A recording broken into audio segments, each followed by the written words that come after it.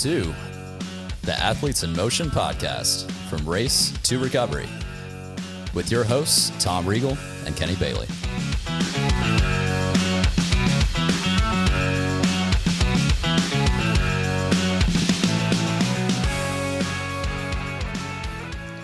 Hey, Tom, how are you? I'm fantastic, Kenny. How are you? I am doing fantastic. I'd like to introduce you to Alisha Russell. Alisha, welcome to our podcast. Welcome. Thank you. Welcome. Glad to be here. So, Alisha, you've got many titles. You're a woman of many titles. Yes, sir. So, you are the pickleball coordinator for Lifetime. Yes. You are also a pickleball pro. Yes. And I'm more than a little curious on how you become a pro. You're also, I believe, the lead coordinator for the Music City Pickleball. Yes, lead instructor. Lead instructor. Yes. Okay. Mm-hmm. So you live, breathe, and eat pickleball is pretty much. I do. Cool. That's my second job, right? So Yeah. there's a lot of stuff happening. Yes. Other than pickleball too, but lots of pickleball. Yeah. So what we want to talk about today is sort of like you cannot deny the increase in the amount of people playing pickleball. It's ridiculous. Agassi and McEnroe are playing now on ESPN. Yeah. It's insane. That was right? so fun. So, but before we get into that, we kind of want to talk about you. So, growing up, was sports something that's always been in your life, or how did your journey start? So I grew up here in Franklin. I'm one of You're an OG. I know. Wow. I'm one of the very few. Like I've the been third here for one a I've really met. long time. And so I played, just a few sports. I was a cheerleader, did some wrestling, and played some softball, played some basketball, but nothing. I had no racket sport background whatsoever. Sorry, you were a cheerleader and a wrestler. Yeah, that's a good combination. That's a great combination. Yeah. I was How just did thinking that work out? Well, I got a bronze medal. Did you Nice. really? I did. Yeah. Sweet. I did. Yep. Okay. I wrestled for Page High School. No kidding. Outstanding. No. Nice. No. Yeah, our kids went to Page. So Oh, good. I live right there. So Great school. So at that time, you were probably, it was a tiny high school at the time too, right? So Yes, it wasn't. Well, it wasn't tiny. It not was way back when. I don't mean to make it assume that you were like, ancient. Yeah, I know. Sorry about that. You're That's old. okay. She's not. Okay. Yeah, no, it was a big school. Yeah. For Franklin standards, I think. Yeah. I lived in a neighborhood where half the kids went to Page, half the kids went to Franklin. Got it. So it was big Yeah. school. So when did racket sports start entering your life? Racket sports entered my life about 8 years ago when I was introduced to pickleball. Uh-huh. Yep. Wow. So I had So nothing. no tennis background, No. no racquetball, nothing else. No. You went straight to pickleball. Straight to pickleball. What was it about it that sort of started to pique your interest? So I learned about the game at the Franklin Rec Center. Okay. And after I had my youngest son, I needed something to do. So I would just walk the track above the gym there at the rec center. And one day, all of a sudden, these nets showed up, and all of these older Yes. people, I don't know Yeah. a nice way to say it, but these older people showed Yeah. up, and they started playing this game. And it was so intriguing to me just to watch them. I started wanting to come walk more on the track just so I could watch them play whatever they were playing. Yeah. And then they put this sign up in the corner that said pickleball, the world's fastest growing sport. And this was a long time ago. Yeah. This was 7 or 8 years ago. And so these weren't even real nets. I think they were using like poles and like some sort of Just badminton net. and makeshift. Yeah. Just Yeah. throwing it up there. but they had so much fun. They would laugh and carry on and scream and grunt and all kinds of stuff. Yeah. And so one day there was a gentleman that was there all by himself, and so I kind of hurt my feelings because he was hitting the ball against the wall. So I just went down and I was like, "I'm Alisha. I don't know what you're doing, but I've seen you play, and it looks really fun. And if you need somebody to hit with, I'll hit with you." Yeah. And so he kind of showed me the ropes. He didn't move very well. He was 90 years old. Jeez. He was 90 years old. His name was Ray. That's awesome. Nice. My hero. Shout out Ray. Yeah.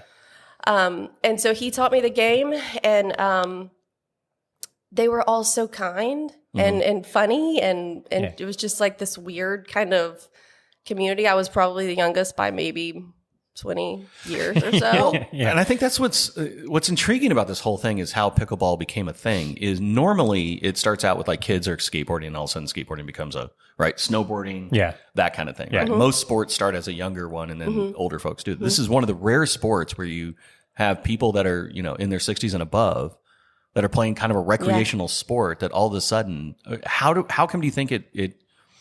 I'm intrigued by the fact that it's gotten to the point where we do have like former tennis pros that are playing this thing. How come you think it sort of started to ooze down into sort of a real competitive, like people in their 20s are playing, people in their 30s are playing, when it was traditionally, elderly folks that are playing?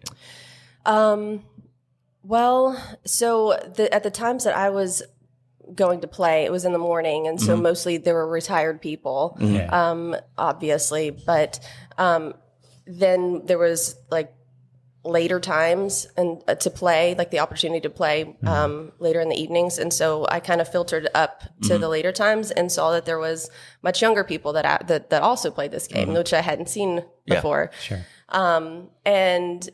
It just kept growing and growing from at that time. Kind of the tournament scene came on into play. Isn't that amazing? You add competition to something like a tournament to find out who's rated, and then all of a sudden, then things get serious, right? So that's kind of what happened. Somebody asked me to play a tournament, and it was like, a tournament? Like, okay. Bring it on. Here you are. Right. Rocky Balboa in that thing. Exactly. So it's like, okay, so you train and you get better. And so that kind of thing is what made me realize that I wasn't playing the right way. I wasn't doing things the right way. I was just out there having fun. And then if you have any sort of competitive little seed inside of you, it just kind of grows quickly especially when you do something cool on the court, and you're like, oh, that's awesome. And then you do something really bad, like 2 shots later, and it's like, okay, why did I do that? So that keeps you coming back. It's right? like Vegas, right? It's like sometimes you'll hit it, sometimes you won't. Yeah. So before we get too far down the track, explain to people sort of most people are familiar with tennis. Most people are familiar with racquetball, at least. So tell us pickleball. If you can just give us sort of I'm brand new. If you're going to explain pickleball to me, the breakdown. How would you break it down? So pickleball is like giant ping pong. It's like playing on top of a giant ping pong table. Okay. It's more like ping pong because you're using a paddle. Tennis is racket, sprung racket, strings. So that's the way I describe it. If you have any sort of tennis or racquetball background, you're automatically going to be a step ahead of everybody else just with hand-eye coordination. But that's how I describe it, as giant ping pong. The rules are the worst part. Keeping score is the hardest thing to get down. 2-2-1. What? Yeah. No. What? 1-2-1. 1-2-1. 1-2-2. Yes. Yeah. Yep. So that's what it is. It's a mixture of tennis and ping pong, but I describe it as giant ping pong. But it has a kitchen. Yeah, so there's cooking involved. There's cooking right? involved. Yes. Oh, yeah. The kitchen. Why is it called a kitchen? I don't really know why it's called a kitchen. I don't know. That's just the slang, but It's just stay out of the kitchen. we are taught to not call it the kitchen really? when you're Okay. teaching. There's an actual term for it. Oh, What is okay. that? It's the non-volley zone. The non-volley zone. Yes. Or NVZ. Wow, that's You right. always TLA. Look at that. It's an NVZ. Matter of fact, you will get shirts that says NVZ with a circle and a NVZ slash. and a through it. slash through it. There you go. Yeah, good job. the I don't know NVZ. why it's called the kitchen. That's interesting. but That's how I always There's lots heard of it. fun. Lore behind that. Yeah. So, and for people on the 1-2-1 thing, right? It's the idea that you're supposed to do your score first or the opponent's score first. Yours first. Yours first. So if I'm 1, 2, and then I'm the first server, so that's 1. Right. Right. So Right. that way, they understand Score, it's your two score, their score, server number, server. And you only score on the serve? Is that That's right. correct? Okay. Okay. Except for, like, if you saw this weekend's with McEnroe and Agassi, they were doing a different version of pickleball, major league style, where they were using rally scoring. And then the servers only serve on their even scores, and the other server serves on their odd scores. So it was a little bit different. So it was kind of confusing for people that The average player was like, the rules changed. Was it intended to be more difficult that way, or was it? Do they design that just because it's more competitive to do it that way? or they just want to make everyone confused? Yeah, more like that. More like that. So There's more intrigue. There is more intrigue now with Major League Pickleball, with all of the celebrities that are buying teams and buying isn't that crazy? the sport. It's awesome. LeBron bought a team. Yes, he did. Like you do. Yeah. Why not? Yeah. Well, LeBron's got enough chump change. Yeah. You want to buy a team? All right. Well, Sure. But the scoring for Major League is just different. They've kind of come up with their own scoring system, and it's been amazing. It's really fun to play it that way, and it's really fun to watch on TV. Playing it that way with rally scoring. There's a freeze moment where you then after rally, there's a point in time that you can only serve on your score, only score on your serve. Okay. So it can make the matches go longer, and it's a lot of fun. Yeah. So how did you go from, geez, I'm hitting balls with a 90-year-old to now you're a pro? Is there a league? I'm assuming there's a league, right? Are there two leagues? Or is there like competing leagues? Is it like the NFL and XFL or what? Yeah. Do you have to like pledge an allegiance, like Live Golf and PGA or? There is no. So there's kind of different $20 million levels. buy-in. Yeah. Haven't quite seen that check yet. Not yet. Not yet. Yeah. Still looking. There's a lot of different versions of a pro. I use that term loosely for myself just because I'm a pickleball pro at Lifetime. And sort of any type of instructor, like you look at a tennis pro at a country club or something, it's kind of the same thing. I don't tour with the pros. They are in a whole nother league. But I just kind of got better and better, training and practicing. I had a good friend that was a pro, and she kind of helped me along and got me into coaching. And so now I do a lot more coaching than I do tournament play. But I'm looking forward to doing some more tournaments starting probably next year. Nice. So is there kind of an aura when you walk into the pickleball at Lifetime? It's like, that's the pro. Yeah. That's Alisha. That's the pro. That's the pro. Coming in. Pro coming in. Do people like look on, crap, Alicia's here. Awesome. That's great. Look. Oh, she's on my court. Oh, yay. Oh, yay. Look at the time. I got to go. No, that happened just yesterday. I feel so bad that I play a lot of easy games, especially when I'm teaching beginners. Yeah. Do you have like a person that follows you that opens your bag for you? No. You don't want to crush You don't the have like spirit of the beginners. I mean, you don't want to just go out there and just crush them because then they'll be like, I'll hate the game and go away. So I think they need to develop a pickleball caddy is what I'm saying. Oh, is that what you're thinking? It's like, hey man, the person's kind of curving on the end. They notice that they're doing the back corner curve. So what you want to do is do that. I think they need a pickleball They do the caddy. wind. That's funny. You can develop that. Yeah, the fan just came on. The fan just came on, so you want left. The wind is the worst. Yeah. I think I just developed a thing. I think you just did. A pickleball caddy. I'll do that. My neighbors always seem to play outside when it's the windiest. And it's just really? like you watch the ball just go, all over the place. It's crazy. Awful. So you get somebody that's new like me. Top 3 biggest mistakes that newbies make when they first start. Stepping away from the kitchen. Most beginners are nervous about being that close to the net. The balls. It's a small court. The balls are coming hard and fast at you. So, stepping away from the court from the net would be probably the biggest mistake. And then hitting the ball of the air in the non-volley zone or the kitchen, hitting the ball out. So that there's a lot of mistakes there. And then there's a 2 bounce rule, where it has to bounce on the serve off and then bounce off the return. And so a lot of people don't let the ball bounce, after the serve. Yeah, if they're up a little closer and it's coming at them, they hit it. So people keeping their paddles down below the net, kind of leaving their body open. Takes a lot more time to get your paddle up to be able to take a ball out of the air if you have your paddle down beside you rather than it's already there in front of you. Yep. And I am absolutely the worst at the second bounce one because I see it coming up, and I'm like, I'm going to crush Go the crap for out it. of it. Yeah. I'm going to go crush the crap out of it. Hustle And I'm in 2 there. feet in the kitchen, like Yeah. 2 inches off the net, doing this, and they're like, okay, there's 6 things you did wrong just now. I'm feeling good about it. I'm feeling good. Just so you know, I crushed that. Just so you know, I crushed it. Like, well, you illegally crushed it. So. No, that's the worst part when you do something so fabulous and then it's they call it off Yeah, because no, there's yeah. a fault of some sort of. Man. Yeah, we were just talking about that. McEnroe, I guess, had his toes in the Yes, kitchen, he and did. did he lose it completely, or did he just? I mean, he it was funny. He was fundamentally like For McEnroe, he incensed by the probably thing, was right? very, very controlled because Yeah, he he was- usually loses it. he In had a some big way. good banter back and forth with Yeah, the that's ref. good. It He was always funny, does, but yeah. he He's always entertaining. He had a lot of foot faults actually. yeah. It was fun. So there's rules. There's rules to the game, right? So they're hard rules, right? Kitchen, the volleys and all that sort of stuff, the scorekeeping. But there's also etiquette, I think, and that's one of the things that I'm trying to figure out. So just for people to know, I just started playing pickleball at Lifetime.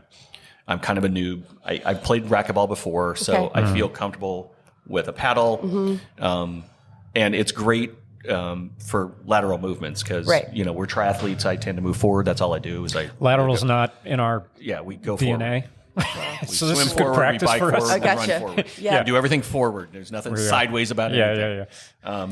So it's fun to do that, but one of the hard things is around the etiquette when people walk in. So, what should one understand about that etiquette? Like, how do you know when you've got next? How do you know to do doubles versus singles? Can you help us understand sort of so I Sure. don't kind of walk in and step on somebody's? Sure. Well, at Lifetime, so we do have pickleball etiquette on the wall at Lifetime. Those are not rules. It is just kind of etiquette. In the, Have you seen that, Kenny? I have not. Since you've been Have just you- checking. I have not. A note to Lifetime. Maybe make them bigger. Make it bigger. I didn't bring my glasses. Some of them are really funny. Next time you go, you should Okay, I will. definitely read them. They're pretty funny. It talks about sarcasm and all kinds of stuff. Then I can't play because that's my whole game. Take a picture. We'll put it on the YouTube. I'm doing this. Yeah. Walking around like So I did the ring thing. Yeah. I did it. You do- What I did say funny. though, because the ball's coming at you fast, I'm like, look, people, this is my moneymaker right That's here. right. Don't be hitting this part. So, Yeah, yeah. That's right. This is So at Lifetime, we have a paddle system, and there's a paddle rack that's hanging on the wall. You just come in and you put your paddle down. It depends on how many people are there. If there are 8 or more paddles, then they'll rotate 4 on, 4 off. okay. Otherwise, the first 2 go on after the losers come off. So you can either choose to split with the people that were just there, Sure. or you can just have a partner and get in there. So it seems to me, and tell me if I'm treading on territory here, but it seems to me that there's like some people that seem to be more senior that have been doing it longer there, like they'll determine whether or not, look, only two wins per court, right? Is that one of the etiquettes? Like if you win twice in a row and there's a lot of people, you're supposed to Get off. Yes. get off, right? That is But there correct. seems to be like, I don't know when that, I'm too new, so I'm just like, whatever, you just tell me where to go and what to do. Right. And Yeah. I'm sorry I hit it. Up in the air like that. But how, I mean, is it just, everyone's pretty cool about it, I guess? Or, you know what I mean? Because it seems like every once in a while you hear some grumblings, like there'll be a couple of singles playing and it's like, hey man, you guys start playing doubles, dude. Or Right. If like there's- those people won twice, why are they still there? Right. That gets kind of tricky and spicy. I am also the complaint department at Lifetime, Yeah. so I get a lot know. of A lot of that. Is it? This person stayed on for too long, and my feelings are hurt, and So we're giant kindergartners is basically. you nailed it. Nailed it. Big time. Yeah. So basically, it's an honor system. Yeah, If you win 2, you need to get off and let somebody rotate in. Yeah. Most people will tell you because people are watching. Yeah. I just want to I don't want to paint a bad picture. It's not like chaos and stuff. No, I mean, it's really, people are super nice, right? And they're really inviting. I'm new, right? So there's some players that are like you that are much more experienced that when I come in, they kind of don't completely kick the crap out of me because you want people to do that. So I just want to not paint a picture that it's a bunch of, fighting 6-year-olds. that are- 5-year-olds running around like. Well, I've only had to break up 1 fight. Okay, since well, I've been yeah, there, that's good. So that's pretty good. That's actually pretty good. Yeah, it is. 'Cause they get It really is a lot of competitive. personalities. Yeah. A lot yeah. of different personalities. A lot of people think that they're really fantastic at the game, and they probably are, and they're in their mind. So that's the thing. People are proud of themselves, and rightly so. Yeah. So I think that's the challenge, right? Because for me, I want to be able to play more, but sometimes you go, and I think Lifetime was doing like a tournament coming up. So there was a lot of folks practicing, right? So when I go there, how does somebody that's less experienced that needs kind of like, if I go in solo, because I would go in with a buddy of mine and he understands where my skill level's at. So I'm not going to piss him off, too much. How does like a single person like me, if I came in on a Tuesday at 2, kind of, what's the etiquette of asking sort of like, hey, I'm at this level, I'm struggling to ask the question because I'm not quite sure. Like, So if you just show up and put your paddle in, it's honestly that simple. Okay. At different locations, they may have a side that is much more advanced, and then an intermediate. Oh yeah, that court at Lifetime, I don't go over there. I'm scared. I'm very scared. Well, you'll get those there are people one up in day. the kitchen. They're just like, you'll get there. Like the ball never touches the ground. A lot of just grunting like going on over There's there. a lot they hit the ball Good hard reaction over there. time. Yeah, they do. So at Lifetime, there's only 3 courts. So we can't really have that designation of this is beginner, this is intermediate, this is advanced. But the super advanced or super competitive people, as you said, we've taken that one court to make it a little bit more competitive for them because nobody wants to get their feelings hurt. And nobody, it's not an enjoyable game when you get somebody that is very good and somebody that's very new. Yeah. So the first 2 courts, it's pretty simple. Just get in there and go. We do have some beginner times for just beginners on Sundays, but there's clinics. There's So would you recommend somebody that's getting into it to get somebody like you to kind of help coach them for a while, just kind of get the basics down? Just to get comfortable, get comfortable, and then you can be introduced to different people. Yeah. So especially if you don't know the rules, but you know the rules. You played several times there now, right? I know the rules. It's whether or not I abide by the rules. Sure. Because adrenaline's hitting, right? You're like, you're in the middle of it. And you're like, rule breaker. That's why he's asking about the etiquette. All right. Exactly. So what can I get away with? Yeah. Is what I'm trying to figure out. Where's the gray area? Exactly. And how gray is it? So what about the paddles, right? What does a beginner need to get in there? Because I'm learning, like I've only played a handful of times. I said my neighbor put in a pickleball court and has been teaching everybody that they possibly can. It's been fun. But all of a sudden he's got like 600 paddles. Yep. And they're like ridiculously expensive paddles. Like I'm like, okay, interesting. Yeah. So what is it about the paddles? The paddle game is strong right now. It is a good market to be in. So most beginners kind of just get the pickleball starter pack off Amazon. And those paddles, I don't recommend wasting your money on 2 paddles and 4 balls for $60 or $30 or whatever that is, just because injury happens and you're playing with something, you're making everything harder for yourself. If you just want to, if you never want to get better, then that's fine. Yeah. As soon as I get somebody on the court with me, I'll try to help them along and go ahead and get a better paddle. Just because you're working much harder. There's the weight of the paddle matters, the shape and all of that matters. So and the material, right? So the bounce off of that, right? Because one could be an aggressive paddle, is that right? Or yes, yep. So power is power. There's a couple power paddles now. Beginners do not need that whatsoever. I can attest to that. You have no power. I got one of those thinking I needed that because most beginers hit the ball pretty high, and that's the last thing you want is power. The ball goes up, the ball comes back down at you. So when you show up to different tournaments, do you have different styles of paddles depending on the court conditions? It's your paddle it's very personal. It's a very intimate relationship that you have. Right? Yes, with your paddle. Your bike saddle. Yeah. I use my brand is Prokenix. My friend is Selkirk. My other friend is ProLite. It's just kind of what feels good in your hand. Okay. And so I have a lot of demo paddles just for people to try, because what's good for me is not going to be necessarily good for you. It's like a pair of tennis shoes or running shoes. Yeah. You want to get something that's comfortable for you. And they make the grip different sizes for different hands, right? So you need to get something that's going to be comfortable for you. Yeah. Yes. Your hand. And it was amazing because I we were with two things that were funny. Like you said, I show up to this, there's two guys on the opposite end. And they're like in their 60s, they're like late 60s. One guy's got a knee brace, and I'm like, what? All right, whatever, right? And I'm fairly quick, and I got my teammate's a quick player, and we got our ass handed to us by these guys. Yeah. They were just killing me. And one of the things he did, I think I just borrowed one downstairs. It was kind of your entry level kind of. Those are really good paddles, by the way. Yeah, they are. But this guy's like, hey man, do you want, I have an extra paddle in my bag. Do you want to try that? And I'm like, sure. And he hands me this paddle, and the difference was incredible. I mean, now granted, his was like a $235 paddle. And I'm like, all right, I like the sport. I don't love the sport. Right. But it does make a difference. I mean, it was huge. Like more control. You can kind of like, you can tell the difference. And you hate to say, well, it's equipment, because everybody, golfers, cyclists, everybody's like, well, it's not me, it's the equipment. Absolutely. Right? So, right. You hit a bad shot. Everybody looks at the paddle. What's wrong with this paddle? Need you paddle. So that, but you don't want to say it, but it does to a certain extent. It does make a difference, right? Oh, yes, in a big way. In a big way.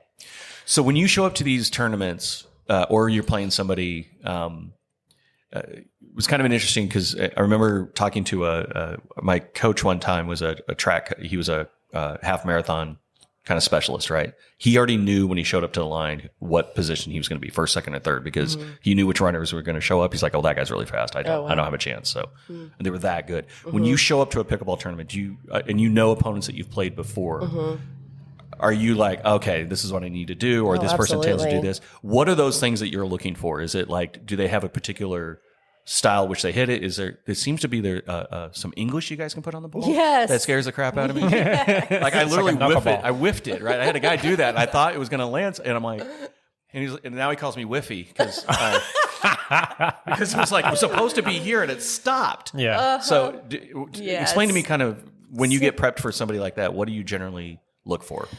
Usually, so with a tournament, the bracket comes out the night before or after midnight or something like that. And so most of us are looking to see who we're playing first, if we have a bye. And everybody's really good at a couple things, right? And so there's a lot of dread involved. Like, gosh, I don't want to play this person. I don't want to play this person. But if you know somebody has a lot of spin or hits the ball like just as hard as they can all the time, it's a lot to deal with. It's a much more mental game than you think. Pickleball is I'd like to say 50-50. So do you get the names, and then you start Googling them, and then watching videos so that you can pick up and start doing all the tape work? Yeah. Absolutely. Okay. I do. Yeah. So what's the? And when does the trash talking start? Yeah, exactly. When you walk in immediately, do you immediately try to take them mentally out of their game? There are some people that like to do that. I'm not a big trash talker, but there are definitely people that Any that advantage do that. you can get. Yes, it is. Basically just walk up, walk past them like they're not there. That's funny. Yes, it's mean. It is. It is. So It is. when it comes to that, I mean, as you progress along, as you get better, is it ball position you're trying to figure out? Is it the English that you're trying to figure out more of? What are those things that kind of get you from sort of I'm good to now I'm getting much better? What are those things that are those traits, if you will? I think number one is consistency, keeping your shots controlled, and then creating points. The game is changing. It's always changing. That's what's really cool about this sport is you can get really good at it, and then next week it's different. So now the game is moving into a faster direction, where before it was a much slower game. But the thing that's always going to remain is being consistent and controlling your shots. So that's probably number one. Starting to add that English is a really good thing. So, and then controlling like Whiffy over here, you have to like, that's coming right at you all the time now. Yeah. So, I don't know. It's tough. It's a tough game. Yeah. And the thing that's kind of also intriguing to me is it feels like at times, you're hitting a lot of power hits. I'm seeing, I watch the other court, right? And you see a lot of power hits, but then all of a sudden everything slows down when everyone's at the kitchen and you're doing these like little delicate, what's the plan with that? Because it seems like, well, you guys are just dinking it. Right. Right. What's the intent? I Okay. guess. Well, you think about it, that firefight that's all chaos. And who's going to hit it harder? Who's going to win the point? Yeah. Who knows? Yeah. Anything could happen at that point. Yeah. And so controlling it and slowing the game back down, then it's like a redo, reset, calm the game back down. And then you're controlling the point at that point when you start dinking. You're creating movement for your opponents. And that's kind of what you want. Okay. You want to, And then once you see the hole in that, you're Exactly. yeah, when they make a mistake or they slightly out of position, that's where you then you can pounce on it. Yep. It's really it's not how hard you can hit it. It's about how you can create Control. the space. Yes, absolutely. It's all control. Yeah, if you can hit that ball that moves so quickly and like a wiffle ball, accurately, then you're probably way up on the game. Yeah, at that and point. when you're getting those hard shots at you, I can't hit it harder than them. You know, I just don't have as much power as two big old guys across from me. So I have to slow it down and then put it in the kitchen. Because if I put it and you're closer to the net, it's impossible for them to rip it and you know, for the ball to come back hard because it's below the net, close to the net. Yeah. So then what? Yeah. And it's weird because you can see it slow down, and then you see this sort of volley going back and forth, and then all of a sudden it gets a little faster, and then somebody tries to do it, and then somebody hits it because you can hit it without having it bounce, right? Because after the first two bounces, and so then it's this weird back and forth, and then all of a sudden, you know, a point happens, and you're like, wow, that was like a flurry. Everything got calm, and then a flurry hit, and then we're done, and then boom, and then the trash talking hits. So, is there a sometimes when, you know, this started out, like you said, you were playing with a 90-year-old guy that was just, these people are just trying to get healthy and they're having fun. And, you know, tennis is a huge court. I could get the idea of pickleball being attractive to folks that don't want to run around like crazy, right? Yeah. Is there a danger as things get more competitive that we lose that portion of those people that were just doing it for fun? Yeah, I think we've already seen it. Really? Yeah. As the sport's growing more popular and faster, kind of the heart and soul of pickleball is kind of waning, unfortunately. You know, there's a lot of different, with this Nashville market, there's a lot of different groups that play everywhere. And I still know of like those core group of players that were playing at the rec center from 7-8 years ago. I do know that they're still playing and that they're, you know, still playing at the rec center. Some of them just don't care. They're just there for the fun of it and the social aspect, which has been really appealing to most people. Like that's kind of what draws everybody in. Yes. Even from the tennis world. Where tennis players used to be like turning them their nose at these lowly pickleball players. They're now like, okay, I get it. I get it now. But yeah, unfortunately, that's kind of waning as the sport grows more popular. Is there a Michael Jordan of pickleball right now? Is there like everybody that looks up to him? Yeah, and she's 16. Anna like a phenom kind of deal. Wow. She's incredible. She's just amazing. 16 years old, that kid. Really? Yeah. Where's this kid out of? So I don't know where she's out of. She and her mom. So there's a pro league that she's getting sponsored for, and yes. I guess I'm trying to figure out like it's like people are now getting paid professionally just to play pickleball. Yep. And they're deals, like endorsement deals, and all of that, sponsorships. Nice. Yeah, there's a whole. I want it to be like the bowling shirts with the sponsorships. I really hope pickleball goes in that direction. Wouldn't that be awesome? Whiffy. Exactly. Put your name on it. I am not going to lose that. So every time I walk into Lifetime, she's like, Whiffy. I'm like, no. You called it. But I didn't think you were going to own it. I mean, I do like the shirt, though. That would that's a good idea. The shirt would be nice. I like that. I can create a whole character on this one. I got a marketing idea. Yeah, no, there's a lot of pros that people look up to in different ways. Ben Johns is the guy name that a lot of people look up to. Tyson McGuffin. Are there magazines that you can buy now that are like Pickleball Daily and all that sort of stuff? Yeah, there's a monthly one that comes out. Pickleball. I love that. Of course. Yeah. It would have to be. I just love that. There's a lot of podcasts too, and there's a lot of content. So these manufacturers that you kind of rattled off, they are non-traditional, like they're not Wilson or, you know, the names that I think aren't household names. I'm assuming the household name sort of guys are already deep into trying to provide product and all that sort of stuff, right? Yeah, there are. There are Wilson paddles and head paddles, and there's Babolat. There's some like old school guys, but all the new brands, a lot of the paddles are kind of the same, and then now there's just paddles just for fun, like just for like prettiness and cuteness. Yeah. And then I think the shoes, right, are kind of a big deal because one of the things I didn't know if I was going to play. For it. Really? Well, I didn't know I was going to play, so I just started playing with just basic, Yikes. Nikes. Yeah, and then I went, wow, that hurt. Yep. And so they're court. You can just get a standard tennis court shoe, right? Yes. It doesn't have to be fancy. Right? You can definitely do that. There are pickleball shoes now. Of course. Yeah. Cool. Yeah. Would have to be. Yeah. The Converse Wi-Fi line. Pickleball I can see this already. shorts I and love that. t-shirts. With the bowling shirt. With the bowling shirts. I think it'd be awesome, right? I love it. You got to show some attitude. Gold chains coming, flying around. And Just then, kind of like playing you in the tournament the There next you go. day. I'd be Oh, like, yeah, I don't yeah. want to play that guy. Whiffy's here. No. Whiffy's here. Oh, shit. Whoopie's here. Whiffy's here. That guy. So to recap for the kind of the newer folks, right? Yeah. So super fun exercise, right? You get in what you get out of it, kind of stuff. You recommend making sure they kind of at least show up to a kind of a beginner's class. Oh, or, absolutely. Yeah. Don't spend too much at the beginning, right? On a paddle. Right. Yeah. So that kind of thing. Just a kind of a, I don't know, mid-range. I would say don't get the $30 paddle. Don't get the $200 paddle. Get something in between. Something in between. Yeah. Or let there's a Or lot get of a chance opinions to- out there. Let an instructor or somebody help you along. Yeah, and it's super fun. I think to your point, I think you get an incredibly fun workout, but you can also it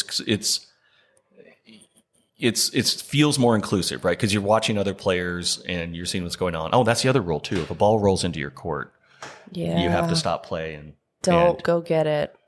Don't go get. Don't go the running ball.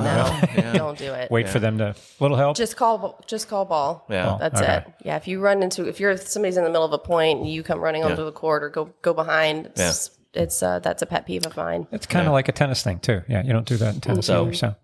So what do you have coming up? What do you have going on? Does Lifetime have tournaments going on? What do you have personally going on? Are you signed up for events? What's happening? At Lifetime in particular, we just finished our first pickleball tournament there. It was wonderful. We had nearly 100 players over the weekend, which was really cool because we only have 3 actual pickleball courts and we have a gym floor.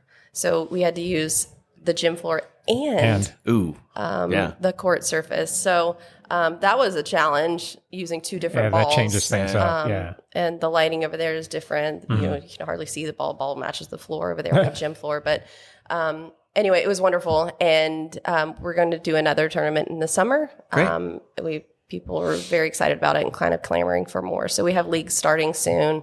Are there different like categories, like to your point, pros versus like newbies? So if I wanted to try to join that, is there like a old guy that's not very good category? So with pickleball, there are levels. Yeah. We kind of talk in numbers. The kind of the intermediate range is 3.0 to 4.0. And then 4.0 and above is, pretty advanced. So we have leagues for the 3.0 to 4.0 range and then leagues for 4.0 up. Do you self-select or do you have to have like certain wins at other tournaments in order to count yourself as a 4? Like if I walked in and said, I'm a 4, you're like, no, you're not. Right. Then show me your duper. So we talk about duper. So that's the kind of the universal rating system now. Okay. And that's very spicy to talk about your duper rating and what's going on with that whole thing. I think now. if you actually have one, that means you've been playing for a little bit. Yes. So yes. I have a rating. What's your rating? You got a rating? 3. So no, most people just kind of self-rate and then it works itself out. If you're not winning any games and 4 and above, then kind of where you're supposed to be at. Yeah, because I'm used to the cycling world because I was road racing. So you start in as a kind of a lower category, and then you have to have a certain amount of wins in order to move up to categories, right? So like Cat 3s had to have, matter of fact, there's people that would stay in lower categories just to kick everybody's butt. Oh. And if you keep winning, they force you to move up to a category so you stay competitive. So that's what I was asking, is because and all the people in Cat 5, the very beginning, think that they're Cat 2s. Yeah. And then, so there's a lot of crashes. There's a lot of crashes. Because they feel that they're better than They actually are. I can show you my That's scary. reconstructed clavicle because of that one. Oh, Yeah, gosh, exactly. That's So- scary. Yeah, it's kind of So that's why I was asking. I didn't know if you had to like win a tournament or two to get your, what is it? Your duper. Duper. Your duper. Yes, your rating. Is that a short for something? Super duper? Or Yeah. So is it tournaments that get your rating? So winning games at tournaments get you a higher duper rating. Well, so it's just kind of changed over to duper. It was started by the guys at Dreamland in Austin, Texas, who are now with Major League Pickleball. Okay. So it was the Dreamland Universal Pickleball Rating System, and so that's different now from the USAPA rating that you used to have, and you could only get that by playing tournaments. got it. Okay. And so you go. You can't count your weekend tournaments where you're crushing the newbies and then come back on, look, I won. I'm undefeated. No, Crushing it. no, I'm a 5. yeah, Yes. So I did it. what is your duper rating? I honestly don't know. I don't look at it. I don't I'm not look at it. believing you. They just know when you walk in? I'm just or- kidding. No, I don't. I haven't played a tournament since last year, Okay. and I haven't played any duper matches, so I don't know. Your duper rating can change Got it. by you not even playing. Oh, really? Because it can go by Oh, your bring you back down again because you're not playing your as much? opponent. Well, your opponents, if they're still playing and they're getting better, like your duper can go up just by not even playing, just because wow. the people that you've played in the past are still playing. That's Okay. So Okay. right. So there's Oh, interesting. an app you have to kind of designate a match, a duper match to, Okay. and then you have the 4 players. Cool. You all have to agree on it beforehand, and then play your matches. You can play 4, 5, 6 games, Yeah. and then log them in, and it gives you a more accurate rating than having to just go travel to play tournaments. Yeah. So it's an easier system to use than the old USAPA rating system. So do you have a tournament coming up you think you're going to be competing in, or you're just kind of I playing have it no loose? plans for tournaments right now. Okay. So there's a lot of life stuff happening. So I'm just kind of hanging out and working as much as possible for now. So next year, I'll start gearing up to train for it. Okay. So what type of training do you need to do for pickleball? Like, is there strength training? Is there cardio stuff? What would benefit somebody who's an active lifestyle type person that wants to get into this if there's things to help make them a better player? Yeah. Cardio is a big deal. You need to be able to withstand the points can last a really long time. And you have to remember to breathe. So really like calming stuff, yoga would be great. Stretching, Stretching, is a big deal. Strength training is great. Lateral movements? Well, yeah. I mean, there's a lot for of injuries. triathletes? There's a lot of injuries that are occurring, right? I mean, there's there a lot of really is. ACLs that people that haven't been relatively sedentary, and Yeah, you try to all of a tweak and sudden go. they try to move sideways, and your body just Yes. Doesn't go. So the use yoga would be different- fantastic. Yes. Yeah. You use different muscles too than you realize. Yeah. I mean, you could go to a CrossFit class and be sore the next day. You can go play 3 hours of pickleball and be sore in a completely different I way. can Yeah. attest to that 100%. Yeah. Absolutely. Yeah, for sure. So it's are you like legit. Rocky 3 where you like go out in the woods when you train and put like a log over your thing and start lifting rocks and That's, how did you know? Hey, That's you know, exactly what I could do. feel it, right? See, I knew it. You isolate for 2 months, you come out just eating raw meat, just getting ready Yeah, to go. just to get ready. Got a Yeah, good, coming got a in, good cracking your neck when you walk in. Like, oh, geez, Alicia was in the woods for 2 months. We're dead. It's so funny. No? No, All right, there's a good burst my playlist. bubble. Oh, No, there's man. a good playlist. Put some earbuds in, and There you go. then just do a light workout, some Yeah. stretches, and Great. a quick Mobility. run. Yeah, Mobility. something Lots like of that. mobility work. Cool. So Lifetime's got some tournaments coming up. Yep. If other people aren't lucky enough to be part of the Lifetime, where can they? Are there other places that you would recommend that they would like? Does the Y? I think the Y has kind of stuff and other stuff, right? So Oh, gosh, they can just there's- find a whole bunch of just Yeah, kind of look it up. there's- You should be good. A lot of places to play. They're all of the rec centers. Unfortunately we don't have nearly enough courts that we need Wow. in the Nashville area. Nashville doesn't have any designated pickleball courts. Really? Yeah. We have Wow. 4 in Franklin. There's more coming in Williamson County, but as far as Davidson County goes, it's unfortunate that you're having to use tennis courts. So hopefully somebody. But anybody, will bring because it. we have people that listen beyond Tennessee, right? So anybody Yeah. that just check your local sort of Places to Play. Yeah. That's a good app to use. Okay. Okay. Places to Play is good. And then with Music City Pickleball, there's also, you can go on there and it shows you kind of where you can play. And open play times are hit or miss, so you really have to kind of research. Yeah, and really basically kinda your have local to rec research. centers and your Lifetime Fitnesses around the world, and you can find those spots. So Yeah, nice, yeah. great. okay. Cool. Well, thank you so much. We really appreciate the time and learning so much about the sport. Yeah, it was fun. It's Yeah, fantastic. you're So I want to thank everybody for listening and thank the coffee shop, the coffee house here at 2nd and Bridge in downtown Franklin as our partner, our coffee partner. We enjoy being here in downtown Franklin. So thanks for all the comments and questions, and give us some thumbs ups and 5 stars, all those great things that help the algorithms, help people get this out there a little bit more. We appreciate all of you. And until the next time, we'll catch you then.